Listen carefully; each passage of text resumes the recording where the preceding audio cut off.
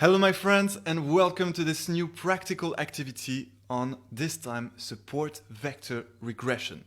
So, I have to start by telling you that the model we're about to implement will be slightly more advanced than the models we built before. But it's totally fine, we will do it together and we will succeed 100%.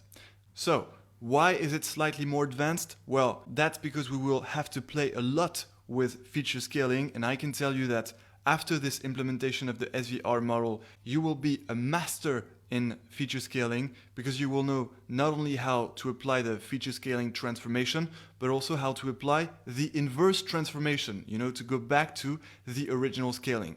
So you will know all the sub-tools, let's say, of feature scaling, and you will handle them like a pro. All right?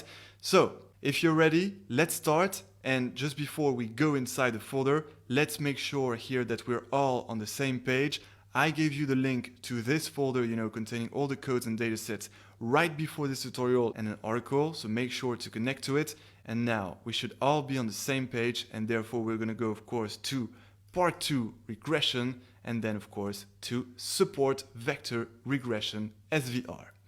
All right, and as usual, we're going to start with Python. So we're going to go to that Python folder, inside which you will find the same dataset as before, because I would like to compare the performance of different regression models on this dataset, which proved to have some nonlinear relationships, between the feature, which is the level, the position level going from 1 to 10, and the salary going from $45,000 to $1 million per year.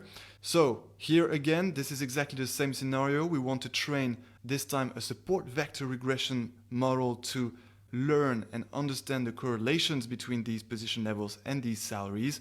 And to quickly remind the context, we are hiring a new person who is expecting a 160K salary, justifying this by the fact that this person earned a 160K salary in the previous company. This data is exactly the data of the previous company, with the different position levels from business analyst to CEO and their corresponding salary. And so not only we want to train a model to learn these relationships, but also we want to deploy this model to predict the salary that this person had in this previous company, knowing that indeed this person was a region manager for a couple of years and therefore is considered to have a position level of 6.5. So that's the exact same scenario, exact same dataset. And so now let's build the support vector regression model on this dataset to see if it performs better than the previous model, which showed great results, the polynomial regression model. All right, so let's do this. Let's close this and let's open our support vector regression implementation, either with Google Collaboratory if you love it, or with Jupyter Notebook, because indeed it is an IPYNB file. All right, so that's the whole implementation. Let me quickly show you the structure of the implementation.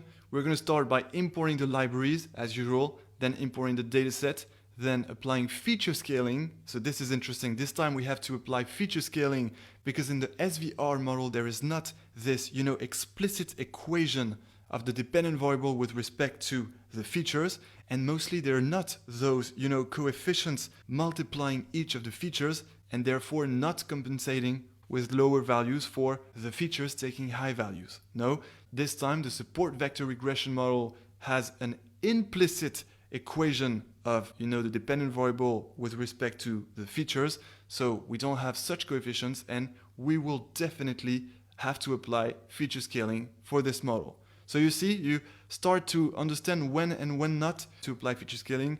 Well, we don't have to apply feature scaling for linear regression models where you have indeed those coefficients that can compensate with the high values of the features. And so, of course, these include simple linear regression, multiple linear regression, and polynomial regression. And you will see later on in the course many other models.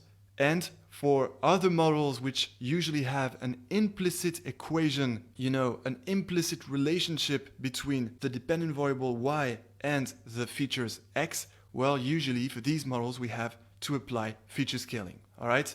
Then we will, of course, train the SVR model on the whole dataset. This time it's the same. We won't split the whole dataset into a training set and a test set because we want to leverage the maximum data to learn these correlations between those position levels and the salaries. So we won't do that split, and we will directly train the SVR model on the whole dataset. Then after this training, well, we'll have a smart SVR model, which therefore we're going to use to predict this new result and exactly that salary of this position level of 6.5, and we will compare, of course, that prediction with the prediction of the polynomial regression model, which I've kept here. And then, of course, we will visualize the SVR result in low resolution and high resolution to see, of course, the regression curve of the SVR model. All right, I'm sure you noticed that I did not click on each of these contents. Well, I did that on purpose. It's because I don't want to reveal the prediction, the predicted salary by the SVR model. I want us to save the surprise until, we execute that cell to return that predicted salary.